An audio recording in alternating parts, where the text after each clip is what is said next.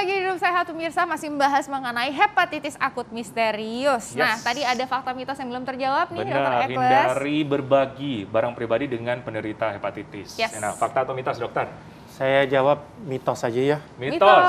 Ya. Kenapa? Karena sebetulnya ini tergantung penyebab apa. Hepatitis itu kan banyak. Kalau dia karena alkohol, kalau hepatitis B, hepatitis C, silahkan berbagi. Tidak perlu diisolasi alat-alat. Tapi kalau hepatitis A memang terpengaruh sanitasi dan hygiene. Nah, tapi sebetulnya yang paling penting adalah cuci tangan untuk hepatitis A dan E. Jadi sebetulnya kalau mau pakai kasur tidur bareng ya nggak apa-apa sih. Nggak apa-apa ya.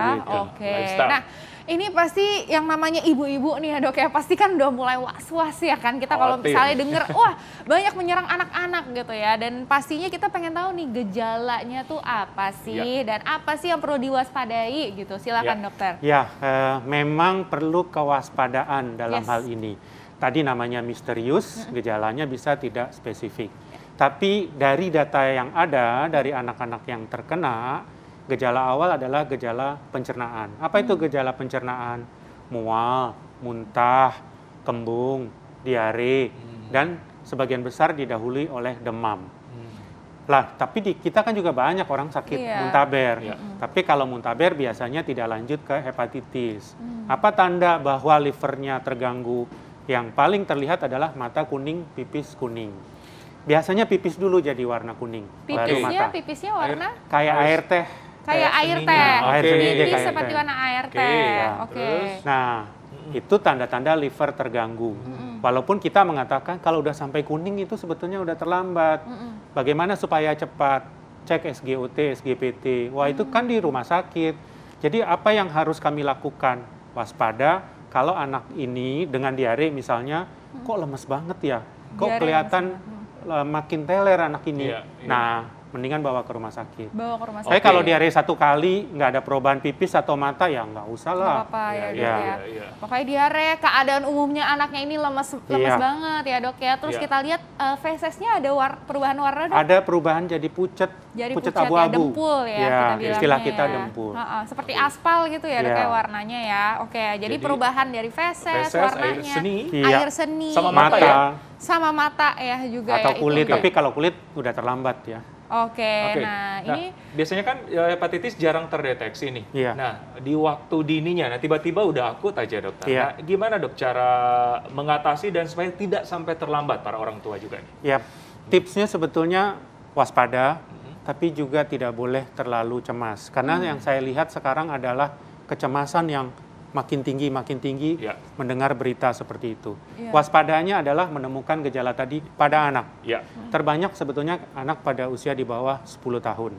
Jadi kalau ada anak dengan gangguan saluran cerna, kemudian ada tanda-tanda lemas, ada tanda-tanda kelihatan kuning yang biasanya dimulai dari urinnya, cepat bawa ke rumah sakit. Tapi jangan setiap anak kelihatan lemes lalu dibawa ke rumah sakit gitu. Jadi waspada. Bijak juga ya? Iya, bijak betul. Waspada. Tapi jangan terlalu cemas. Nah dok, ini tipsnya nih ya dok ya. Ini masyarakat pasti pengen tahu ya dok. Untuk pencegahannya nih seperti gimana? Dan juga supaya kita juga tetap tenang, jangan panik, tapi waspada. Nah silakan dokter. Nah sampai saat ini diduga, jadi namanya juga misterius. Jadi artinya masih dugaan. Ini karena adenovirus tipe 40-41 yang biasanya masuk lewat menelan fekal oral lewat makanan. Jadi yang penting adalah kebersihan. Jadi menurut saya prokes tetap dijalankan. Harus, Mereka keluar sekolah, kan sebentar lagi sekolah, tetap pakai masker. Dan yang kedua adalah kebersihan diri. Apa maksud kebersihan diri? Cuci tangan, makannya makanan yang bersih. Jadi sebetulnya hal-hal yang rutin yang biasa kita lakukan. Kita lakukan selama pandemi ini ya dok ya. Tetap dilanjutkan. Jadi jangan dibebaskan gara-gara COVID sudah turun. Nah, terakhir nih, tadi tuh kita kan bahas temulawak nih. Itu bisa jadi salah satu preventif nggak dokter? Kalau ditanya fakta atau mitos, mungkin saya kalau preventif pertanyaannya, saya harus jawab mitos. Tidak ada bukti bahwa kalau anak itu dikasih sirup temulawak, kurkuma itu ya, kemudian atau bubuk temulawak dikasih air, kemudian dia tidak terkena. Belum ada bukti. Kita kan kedokteran harus ada buktinya. Tapi bisa mensupport ya. Penelitian menunjukkan bahwa temulawak bagus sebagai suplemen untuk liver. Tapi nggak ada bukti bahwa kalau dikasih temulawak, dia nggak kena. Oke, mensupport lah ya. Tapi berarti ini ya, ini untuk membantu aja untuk suplementasi gitu ya. Tapi tetap ya yang perlu kita harus waspadai ya, itu tadi ya mengenai gejala-gejalanya ya kan. Terus juga tentunya protokol kesehatannya juga harus makin ketat ya dok ya.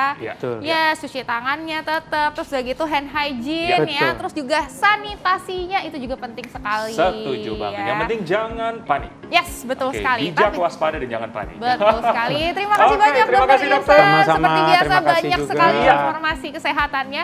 Dan juga jangan lupa selalu update informasi kesehatan Anda hanya di Hidup Sehat TV One tiap hari Senin sampai Jumat jam 9 pagi sampai jam 10 pagi hanya di TV One. Saya Dr. Eklas. Dan juga saya Dr. Renita Arlin. Indonesia Hidup Sehat. Bye-bye.